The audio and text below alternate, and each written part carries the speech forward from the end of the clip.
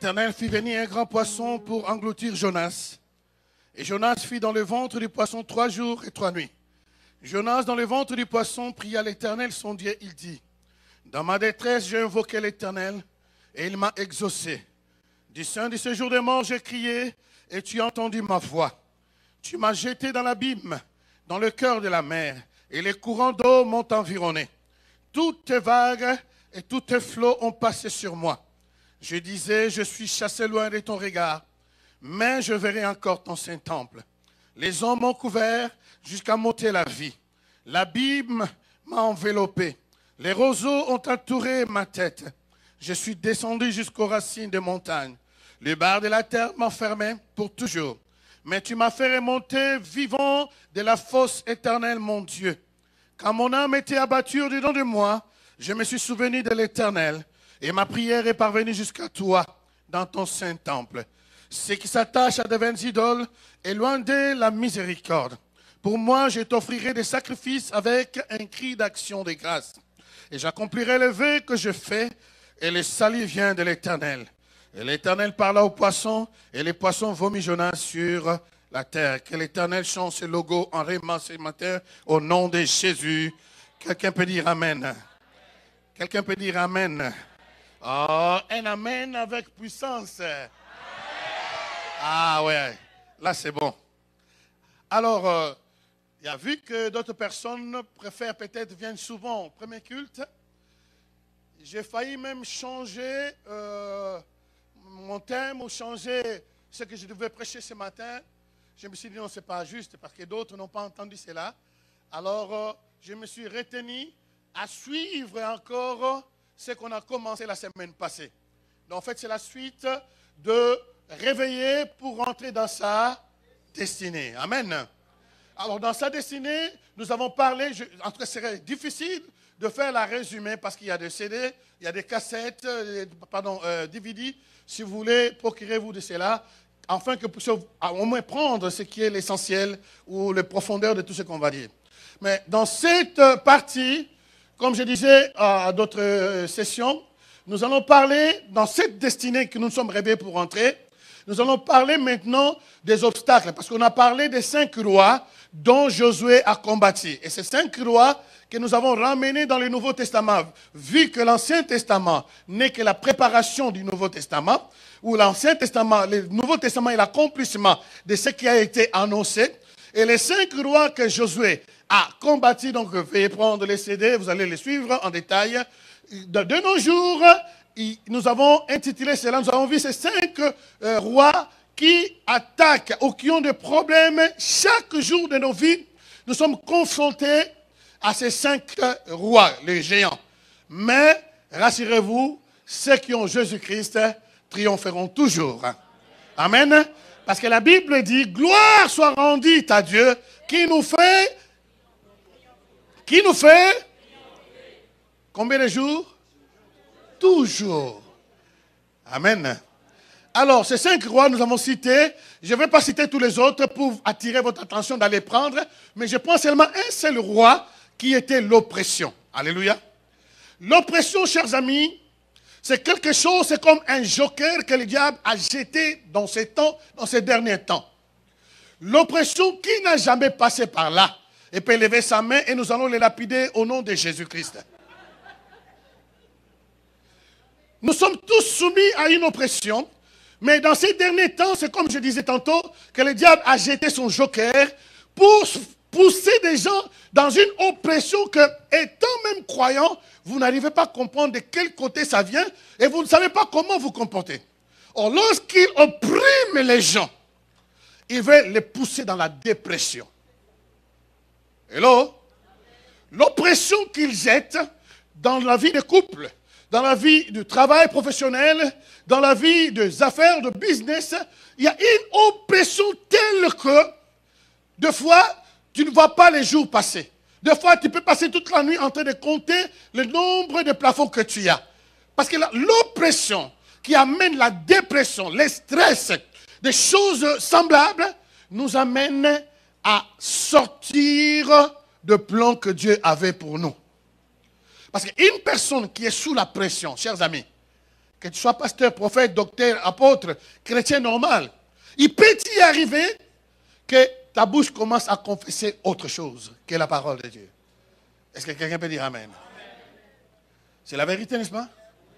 Quelqu'un qui est soumis à la pression, il aime tellement son mari ou sa femme, mais peut dégager des paroles auxquelles la pression lui est réglée. Mais comment je puis dire ça?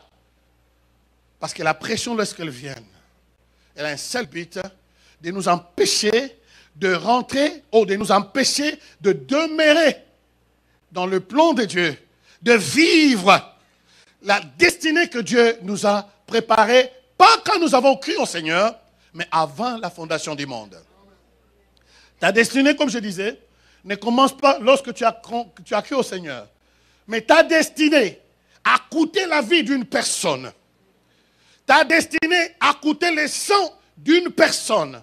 Depuis l'ouverture dans le jardin de Gethsemane, où nous avons 7 ouvertures. Je ne parlerai pas de ça, ce n'est pas important. Mais depuis le jardin de Gethsemane, la Bible dit que sa sueur était transformée en grumeaux de sang. Pour un seul but, te ramener dans la présence de Dieu. Vu que le premier Adam a échoué, le dernier Adam est apparu sur la scène de ta vie pour te ramener encore à la présence. Voilà pourquoi l'Apocalypse 5 dira, c'est lui qui a pris le livre, l'agneau qui était comme immolé, il y avait l'adoration, la louange. Dès qu'il a pris le livre, la louange et l'adoration ont commencé au ciel. Tout était à plat vent. Les 4 êtres vivants, les anges, et tout le monde, l'atmosphère était changée en adoration. Ils adoraient celui qui méritait. Mais il est écrit, parce qu'à cause de ton sang, tu as racheté des peuples, des tribus, des langues, et tu as fait d'eux un royaume et des sacrificateurs. Tu vois, sa mission c'était terminus Golgotha. Alléluia. Donc pour arriver à Golgotha, il a perdu le sang jusqu'à la dernière goutte pour faire quelque chose, de te faire roi et sacrificateur. C'est la destinée de tout un chacun. Tu dois te sentir, tu dois vivre que tu es un roi ou une reine. Ça, c'est à cause de son sang. Non à cause de toi ni de moi. Non à cause de tes gènes. Mais à cause de son qui n'a point connu le péché. Qui a été coulé. Donc tu n'as pas droit à aller à côté. Tu as été destiné à être roi ou reine. Ça veut dire que tu dois régner. Étant roi, tu dois régner. Alléluia. Étant reine, tu dois régner sur ton foyer, sur tes enfants, sur les circonstances, dans ton travail, partout tu dois influencer, impacter la vie des autres personnes. Parce que tu es roi. Le roi est appelé à conquérir. Un roi qui veut survivre doit conquérir encore des terres, encore. Si tu restes ferme, le peu que tu as, on viendra te les voler. Et là, sacrificateur, c'est celui qui est en connexion avec le ciel pour les relier avec les gens.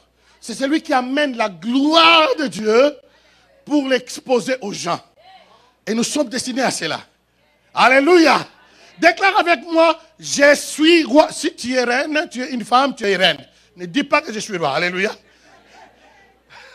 Alléluia. Déclare avec moi, j'ai été destiné à être roi, à dominer, de ne pas être dominé. J'ai été destiné à dominer sur toutes les circonstances à cause de son sang, à cause de l'œuvre de la croix. Je le crois. Et à partir de ce moment, je me lève, je me réveille pour dominer. Pour dominer. Ah, dites avec force, pour dominer. Alléluia. Et je suis sacrificateur. Dis-le avec moi, je suis sacrificateur. Je suis sacrificateur. C'est par moi, au travers de moi, au nom de Jésus, par son œuvre rédemptrice, je suis censé, j'ai une mission d'amener la gloire de Dieu sur la terre, partout où je serai, dans mon travail, dans mes études, Dans mon mariage, la gloire de Dieu doit descendre. Est-ce que pour lui donner une bonne offrande d'acclamation à ce Dieu puissant? Il est merveilleux. Il nous a fait des royaumes et des sacrificateurs à cause de son sang. Amen. Alors ça, c'était ce qu'on avait parlé l'autre fois. Maintenant, nous venons de lire un texte que j'ai intitulé en parlant de la dépression. Alors laissez-moi d'abord quand même expliquer la dépression. Parce que il y a des gens qui vivent la dépression sans connaître qu'ils sont dans la dépression. Vous le savez? C'est ça qui est grave. C'est tellement grave parce que le diable est tellement astucieux. Il ne veut pas que tu saches ou tu connaisses ce que tu as comme problème afin que tu ne cherches pas la solution. Écoutez, il y a des études, pas en Europe, mais chez vous à côté ici. Si vous prenez le bus, vous allez arriver là-bas. Aux États-Unis, ils ont fait des études. 60% des cas de suicide, écoutez très bien, 60% des cas de suicide a été commis de gens qui étaient dépressifs. Imaginez-vous. Donc, seulement les 40% qui ont survécu. Tous ceux qui étaient sous la pression et qui ont passé la dépression, 60 ont réussi à se suicider. 60%. Alors, je pense même que ces gens-là ne savaient même pas, lorsque cela a commencé, ils ne savaient même pas que c'était ça. Parce que s'ils savaient, ils allaient prendre des précautions. Personne dans ce monde peut vouloir se tuer lui-même. Ce n'est pas possible. Il faut qu'il y ait quelque chose qui rentre dans sa vie. Alléluia. Oui, la dépression est multifactorielle. Ça veut dire qu'il a une cause ou plusieurs causes. Des fois, on n'arrive pas à comprendre d'où ça vient parce que les études humaines sont limitées. Alléluia. Elle peut avoir, disons, comment dirais-je, du côté biologique, du côté héréditaire. Parce que lorsque la dépression est héréditaire et que vous allez les traiter par les médicaments, vous ne réussirez jamais. Il faut d'abord couper les liens héréditaires. Parce que ce n'est pas toi qui l'as cherché.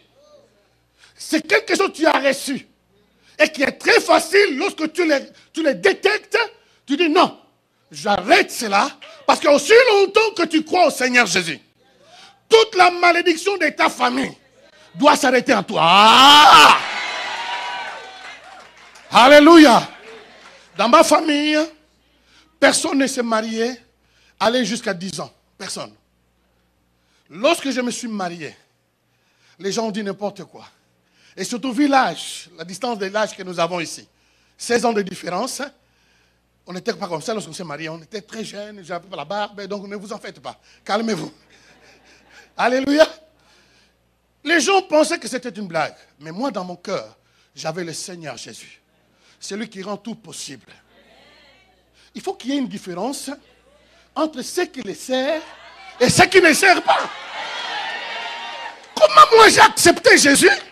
La malédiction qui est dans la famille, les gens qui se marient et qui divorcent, et moi je vais les suivre. Personne n'avait crié au Seigneur. Mais au travers de moi, mes grandes sœurs, tous mes cousins commencent à croire au Seigneur. Non, croire en Jésus, ce n'est pas des fantaisies. Ce ne sont pas des paroles en vain.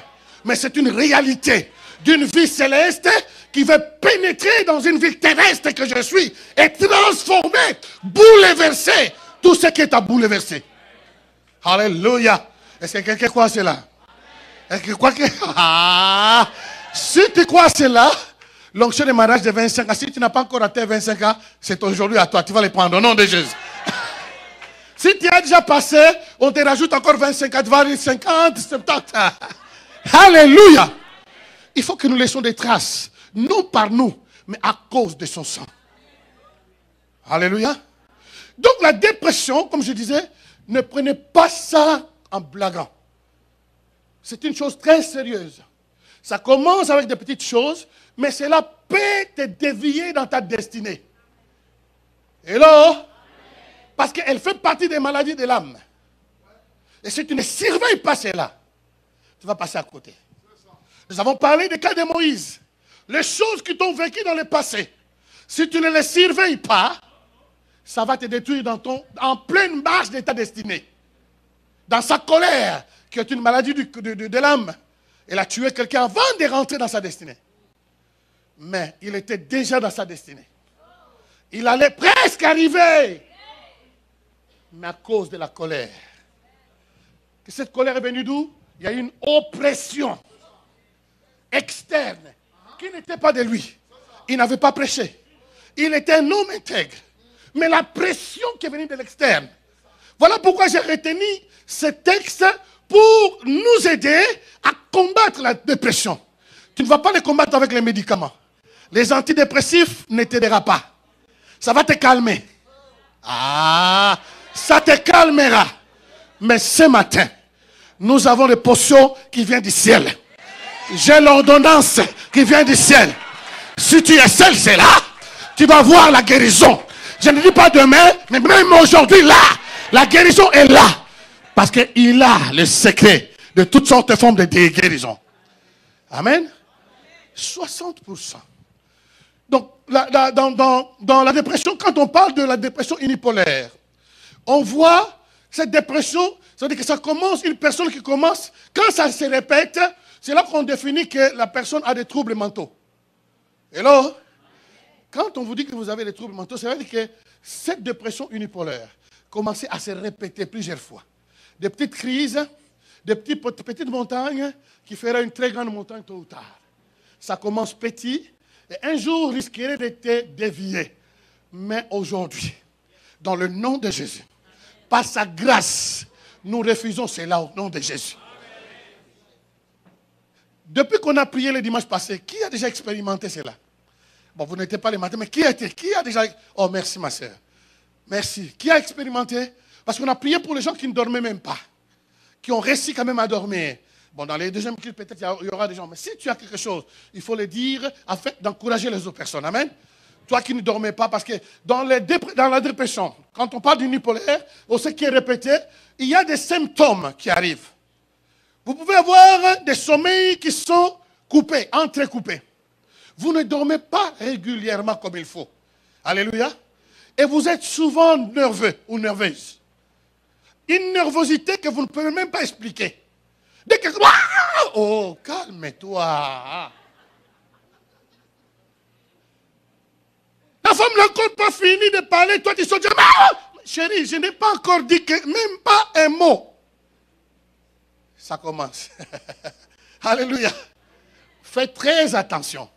Et la même personne, vous allez le voir, il commence à avoir le désintéressement de sa propre vie, des activités quotidiennes, habituelles qu'il avait avant. Il commence à le perdre. Il ne prend plus soin de lui-même. Il était une personne qui aimait. Vous savez, les hommes ne sont pas comme les femmes. Nous, les hommes, quand nous allons faire les shopping, nous savons déjà qu'est-ce qu'on doit acheter. Alléluia. Je vais rapidement, tout droit là où je dois acheter, je règle mes comptes. Mais les femmes ne sont pas comme ça. Les femmes, et ce sont des êtres qui rêvent. Même s'il n'a pas l'argent, mais elle veut sortir seulement, rentrer quand même dans une robe, même si elle ne peut pas acheter cela. Mais du moins, elle rentre dans la robe, elle essaye, elle regarde, elle est en train de rêver. Laissez-la rêver. Même si personne la vit à l'extérieur, au moins elle s'est satisfaite. J'étais rentré, la robe coûte $1500, mais je l'ai essayé, je suis déjà... Et c'est fini. Mais tu faisais ces choses, à un certain moment, tu ne sors plus. Tu restes à la maison. Il n'y a plus de songes, de rêves. Tout devient gris. Et petit à petit, tu vas commencer à chercher même une ambiance, une atmosphère très bizarre dans la maison. Les fenêtres doivent être fermées parce qu'il y a quelque chose qui ne va pas. Donc tu restes enfermé. Non, non, non, non. Dis à ton frère, ta soeur, sors un peu, sors un peu, sors un peu, sors un peu. Va prendre de l'air, va prendre de l'air. Dis-lui, va prendre de l'air. Ça fait du bien. Alléluia. Il y a des couples qui vivent dans la dépression. Ensemble, tous les deux. Parce que ça fait longtemps qu'ils ont fait un petit voyage ensemble. Décidez-vous de sortir. Mais ça ne demande pas beaucoup d'argent. Prendre ses mains dans la main, aller au bord du lac. Vous habitez ici, mais je pense que quelqu'un parmi vous ne connaît même pas. Il y a une île qui s'appelle 1000 îles. Qui a été déjà là-bas? Lève sa main. Ne dis pas des mensonges, sinon Dieu te voit. Alléluia. Qui déjà a été là-bas? Regardez-moi un peu, regardez. Vous habitez Montréal, hein? Ce n'est pas loin de Montréal. En tout cas, j'ai fait la publicité. Nous, on était là. Faites un petit tour là-bas. Ça change tout. Amen. Dans le bateau et l'histoire. Donc, il suffit d'un petit rien. Vous savez, pasteur, moi j'ai compris les femmes aussi. Il ne faut pas acheter beaucoup de choses. Même une fleur ramassée en cours de route. Il suffit seulement que c'est toi qui les présentes. Il suffit seulement que toi-même tu les présentes, chérie. Regarde ce que j'ai trouvé pour toi. Le fait seulement de trouver, c'est ça qui importe. Peu importe là où tu as pris. Alléluia. Si c'est une vraie fleur, mais le problème c'est toi qui les présentes. Alléluia. Dis à quelqu'un, sors de la dépression. Alléluia. Dis-lui, ce n'est pas ta vie. Ce n'est pas ta ville. Toi, tu es roi. Règne. Alléluia. Quelqu'un me dit, mais moi je suis seul. Même seul, tu peux te faire de plaisir. Tu peux te faire de plaisir. Imagine un peu. Si aujourd'hui tu meurs. Ton argent, le peu que tu as, même si tu n'as pas beaucoup, même s'il y a moins. Mais le peu que toi tu as, c'est quelqu'un d'autre qui va en profiter. La première chose lorsque tu mourras, que les gens chercheront, la clé de la maison et le numéro de compte bancaire. Quelqu'un a compris. Utilise ça maintenant pour de bonnes causes. Alléluia. Alléluia. Alléluia. Donc c'est très important. Et ils ont toujours des pensées, donc ils ruminent des pensées suicidaires. C'est-à-dire que cela repart, reviennent, reviennent. Ah, je vais faire ma vie. Je ne vois pas, parce que dans la définition de la dépression, en latin ça veut dire dépressio, qui veut dire enfoncement. Lorsqu'une personne commence à s'enfoncer, il ne voit plus l'issue de secours. Alors c'est là que les gens tentent de se suicider. C'est là où les gens, comme ils ne voient pas l'issue de secours, ils disent alors, personne ne peut m'aider, personne ne m'aime. Ils ont aussi des pensées, comment dirais-je, comme si ils ne sont jamais compris par tous les hommes ou par les autres femmes. Elle est toute seule. On ne les comprend pas. Et la pensée de la culpabilité ne les lâche pas, jour et nuit. Si vous voyez quelque chose de ce genre, il y a un signal rouge. Lève-toi, dis, je ne prendrai pas seulement les médicaments. Si tu commences à prendre les médicaments et que ta foi est au niveau des médicaments, vas-y. Alléluia. Mais élève-toi parce que les médicaments ne t'aideront jamais dans la dépression. C'est une maladie de l'âme et l'âme n'a pas besoin de médicaments. C'est le corps qui a besoin de médicaments. L'âme a besoin de la puissance de Dieu qui descend sur toi. Et cette puissance arrive à nous par la révélation de la parole de Dieu. Lorsque tu reçois la révélation, la guérison est déjà certaine. Alléluia. Mais comment elles viennent? Comment ces troubles viennent? Parce que nous avons cité, il y en a pas mal. Il y a la dépression catatonique, il y a la dépression saisonnière. Saisonnière, on avait parlé de gens qui... Ça va commencer très bientôt. Surtout au mois d'automne, jusqu'au printemps de l'année prochaine, les gens sont tristes. Il y a certains qui sont infectés ou affectés par l'environnement. Et moi, j'étais de ces nombres-là. J'aimais tellement le soleil, s'il vous plaît. Bon, c'est normal, je suis né en Afrique. En Afrique, il y a le soleil à gogo. Mais, dès qu'il y avait... si le soleil n'apparaît pas, je vous dis ce que j'étais. Il y avait une tristesse incontrôlée dans ma vie. Donc, tout pour moi était comme foutu. Donc, j'ai commencé à m'identifier à cette atmosphère externe pour dire que je suis triste. Mais lorsque j'ai compris cela, j'ai dit non. Les choses externes que Dieu a créées ne peuvent pas influencer ma vie. Ne peut pas influencer ma vie. Au contraire, doit m'aider à l'adorer et à le louer. Alléluia. Combien de personnes qui sont là, l'environnement, quand elle est hostile, peut les influencer ou les pousser. Quand on est au travail, lorsqu'il y a une pression dans les lieux de travail, peut exposer une personne rapidement dans la dépression. Tu travailles à un endroit, mais avec le chef, ça ne va pas. Ça veut dire que cela va te pousser à la dépression. Le fait de dormir, tu ne vas pas trouver le sommeil.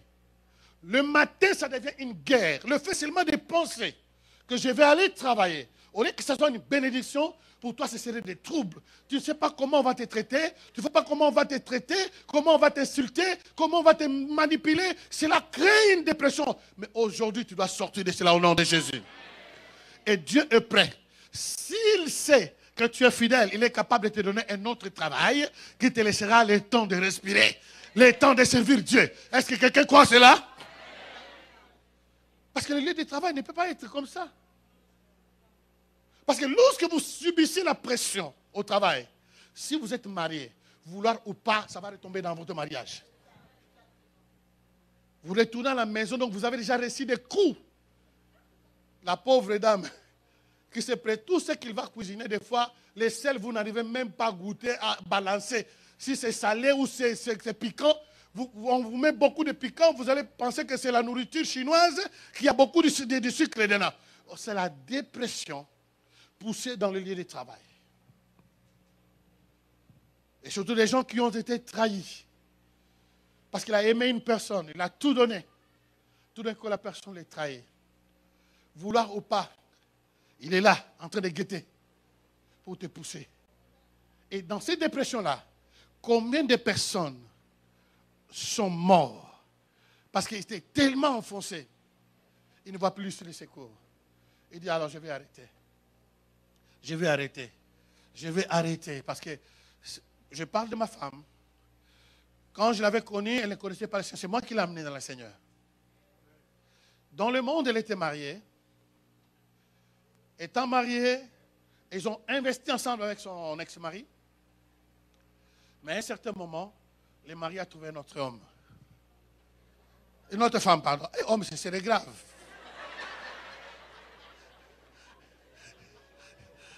Jean qui épouse Jean-Jacques, ça fait drôle. Amen. Donc ce que je ferai, je vais continuer au deuxième culte parce que ce n'est pas possible avec 6 minutes. Je finis pour toucher l'adoration.